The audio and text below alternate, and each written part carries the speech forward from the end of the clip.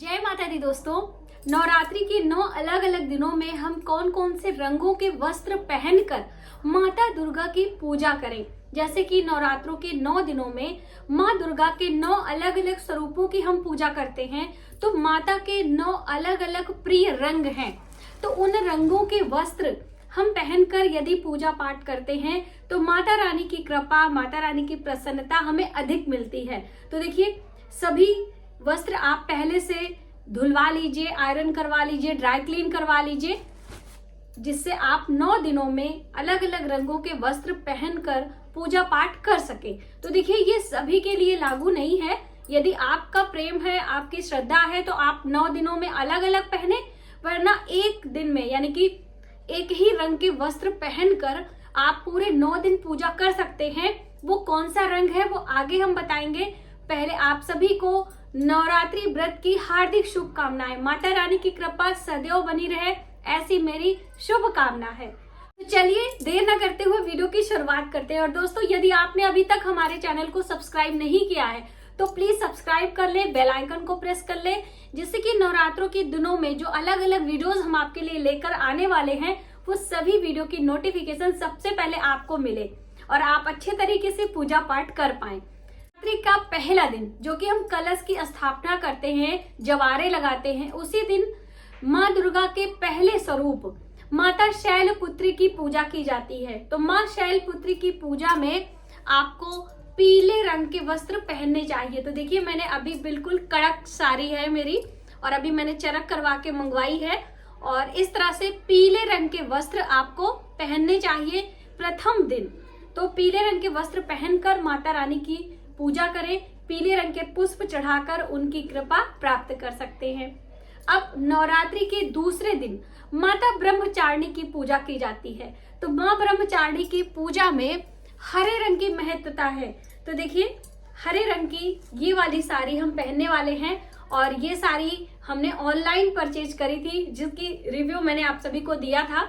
तो आप हरे रंग के वस्त्र पहने। तो देखिए, हरे रंग की मेरे पास कई साड़ियां हैं, तो कोई भी हम पहन लेंगे। तो ये भी मेरी अभी दुला के चरक करा के आई है, और ये भी हरे रंग से ही है।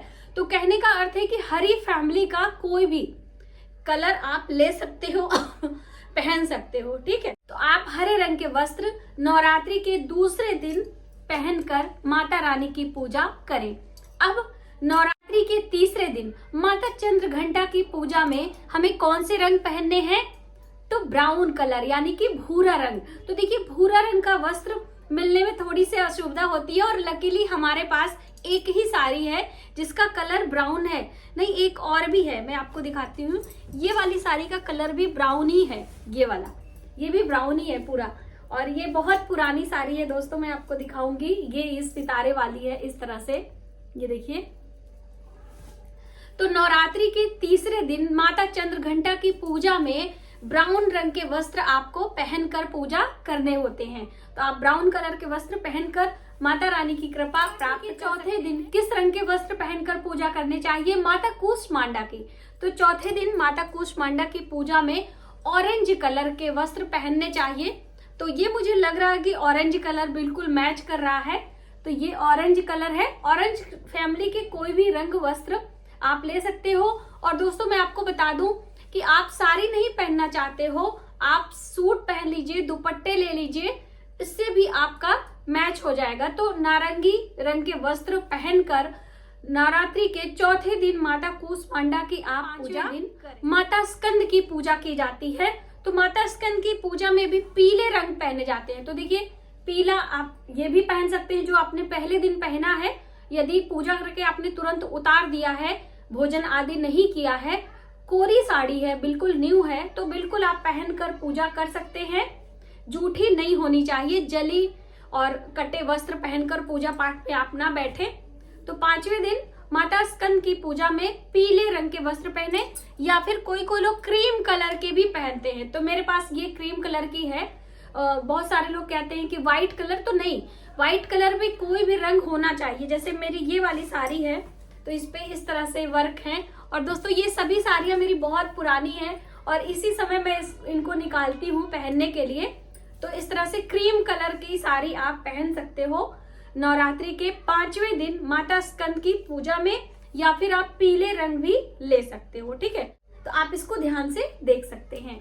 अब नवरात्रि के 6ठे दिन माता कात्यायनी की पूजा में किस रंग के वस्त्र पहने? तो देखिए, माता कात्यायनी को लाल रंग बहुत ही प्रिय है।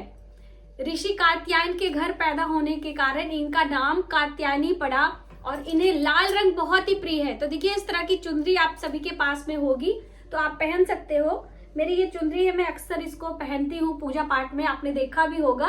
तो ये वाली साड़ी मैंने धोकर आयरन अच्छे से करके रख लिया है, तो यही साड़ी हमने पहनना है नवरात्रि के 6ठे दिन। अब नवरात्रि के 7वें दिन कौन सा रंग हम पहने? माता कालरात्रि की पूजा में, नवरात्रि के 7वें दिन माता कालरात्रि की पूजा में नीला रंग, जो कि ब्लू, रॉयल ब्लू आप कह सकते हो। तो ये मेरी सिल्क की साड़ी है, वैसे मैं अभी आपको दिखा रही हूँ। और भी एक ब्लू कलर की मेरे पास साड़ी है, वो भी हम पहन सकते हैं कोई भी। तो ये वाली साड़ी हम, मतलब ब्लू कलर है, आपको दिखा रहे हैं कि नीले रंग के वस्त्र पहनकर माता कालरात्रि की पूजा करें। दोस्तों, बहुत सारे लोग सोचते हैं कि माता कालरात्रि माता काली का ही स्वरूप है। नहीं, माँ काली अलग है और माता कालरात्रि अलग है। ठीक है, अब नवरात्रि के 8वें दिन किस रंग के वस्त्र पहनकर माता महागौरी की हमें पूजा करनी है? अष्टमी के दिन तो आप गुलाबी रंग के वस्त्र पहने। तो देखिए, गुलाब, इसमें कलर थोड़ा चेंज आ रहा है, लेकिन ये मेरी साड़ी गुलाबी ही रंग है, पिंक कलर है, थोड़ा पीच कलर इसमें दिख रहा है कैमरे की वजह से। तो ये भी मैंने अभी चरक करवा के मंगवाई है। सारी साड़ियां मैंने आयरन करवा ली हैं। तो इस तरह से गुलाबी रंग के वस्त्र पहनकर माता महागौरी की पूजा आप करें। प्रिंट भी हो सकता है, ऐसा नहीं कि मेरी सारी साड़ियां ज्यादातर प्लेन है तो आप सोचे कि प्लेन साड़ी ही, नहीं, आप प्रिंट भी होगा तो भी चलेगी। ठीक है, तो अभी हो गया नवरात्रि का 8वां दिन। अब नवरात्रि के 9वें दिन माता सिद्धिदात्री की पूजा में हमें किस रंग के वस्त्र पहनने हैं? तो भाई मैं आपको बता दूं कि माता सिद्धिदात्री की पूजा में बैंगनी रंग, पर्पल कलर की साड़ी, तो देखिए ये भी मेरी सिल्क की साड़ी है और बिल्कुल ये पर्पल जा रही है। साड़ी मेरी कैसी लग रही है, साड़ियों का कलेक्शन कैसा है, प्लीज ये भी बताइएगा। तो देखिए, अभी कलर दिखाने के लिए मैं आपको लेकर आई हूँ, आप प्रिंटेड भी ले सकते हो। ठीक है, तो ये है हमारी सिल्क की साड़ी है और ये पर्पल कलर की है। तो आपने इस तरह से पर्पल कलर की साड़ी पहनकर नवरात्रि के 9वें दिन माता सिद्धिदात्री की पूजा करें, जिससे कि 9 दिन की कृपा माता सिद्धिदात्री की कृपा से आपको मिल सके। दोस्तों, कोई बंधन नहीं है कि आप पूरे 9 दिन 9 कलर मिलाने में परेशान हो जाएं और पूजा पाठ में कोई व्यवधान उत्पन्न हो। आपने सिर्फ एक रंग यानी कि पीला रंग के वस्त्र पहनकर पूरे 9 दिन आसानी से आप पूजा कर सकते हो। अब ऐसा नहीं कि मैंने आपको वीडियो दे दी और आप वीडियो देखकर पूरे घर वालों को परेशान करें और उतने में आपका समय चला जाए। ठीक है, क्योंकि 9 दिन बहुत कीमती हैं, तो पहले से आपकी तैयारी होती है तो बहुत अच्छी बात है। वरना पीले रंग के सूट और पीले रंग के वस्त्र पहनकर वरना पीले रंग के सूट या पीले रंग की साड़ी पहनकर आपने पूजा करने हैं। ठीक है, तो मुझे उम्मीद है कि आपको ये वीडियो काफी हेल्पफुल लगेगी और आप सभी अपने घर में माता रानी की पूजा बहुत आसान तरीके से करने वाले हैं।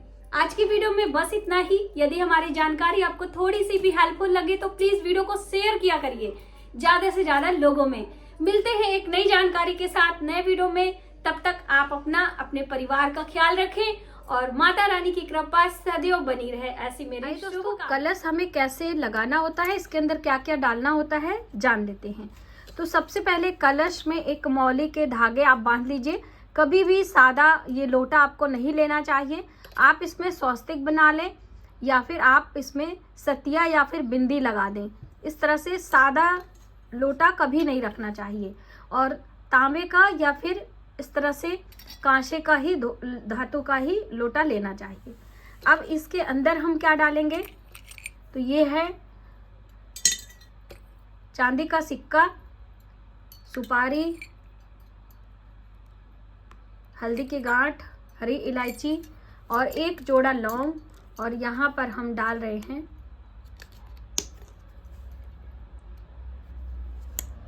गुलाब जल। ये है इत्र। तो कभी कभी हम आपको इत्र बताते हैं तो ज्यादा लोगों को मिलता नहीं है, इसलिए हम यहाँ पर गुलाब जल आपके लिए लेकर आए हैं। और कभी भी इसके अंदर फूल और चावल नहीं डाला जाता। उसका कारण क्या है कि 9 दिनों तक 10 दिनों तक हम कलश की स्थापना करते हैं और फिर बाद में इसमें सड़न होने लगती है, तो ये गलती आपको नहीं करना है।